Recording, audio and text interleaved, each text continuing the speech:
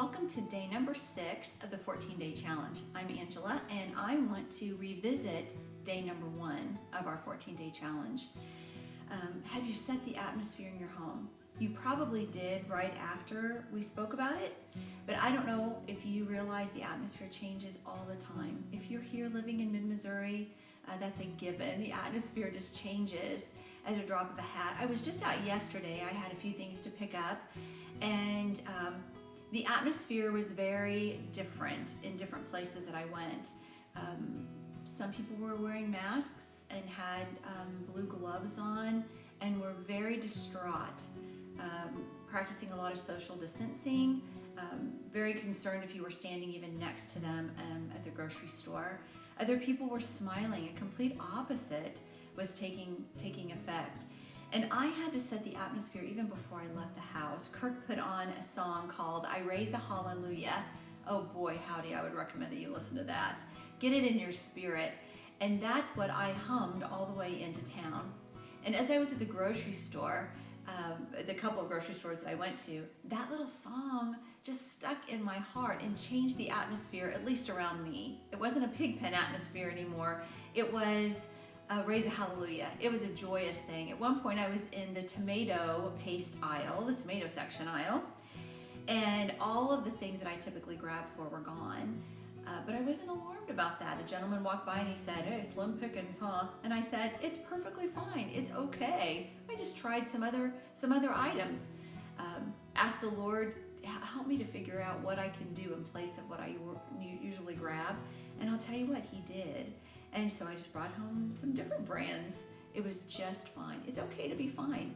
But let me encourage you, you set the tone of how your home feels, the atmosphere in your home.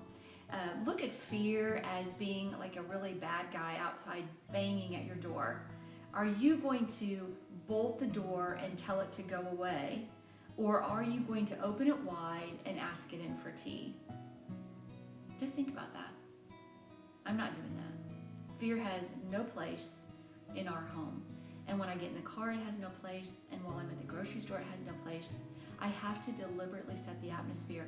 This is a deliberate act of your will. No one's going to hold you at gunpoint and say, you have to set the atmosphere or you're going to fear. It's a decision that you're going to make. I encourage you to make it. And here's the last thing I want to say. Let's redeem the time. I was reminded, it is spring, people. It is spring. God sets the seasons, and we are blessed to have spring. And so don't miss spring. Please don't miss out on it. I went and got a flat of pansies from Longfellow's and some snapdragons. They're planted. I have hyacinths coming up, and daffodils are coming up all over. I'm seeing buds on the trees. Please take time to notice those things. Get out in the fresh air. If you're not breaking the law, if you get out in your yard, get some vitamin D. It's good for you. That sun, breathing in that fresh air, that space, it's good for you. It's good for the kiddos. Get out and do that. You don't have to be around people if you're social distancing. It's fine, but there is plenty of open space for you to get out. Please do so. Just don't lose any time. Don't look back on this, because we will. It'll be in history books. We'll look back on it. It is going to pass. Remember my grandma, a 90-year-old gal who's stuck in a nursing home right now, totally to herself, but is quarantined in a nursing home in a small town here in Missouri. She would say, "Things come and things go. This too shall pass." It will be in the history books.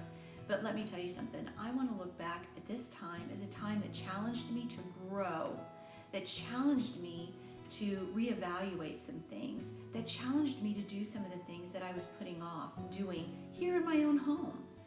I want to challenge you today not to lose. Don't let anyone or anything, especially the enemy of your soul, steal one more moment of your time. So enjoy the day. It's okay to be okay.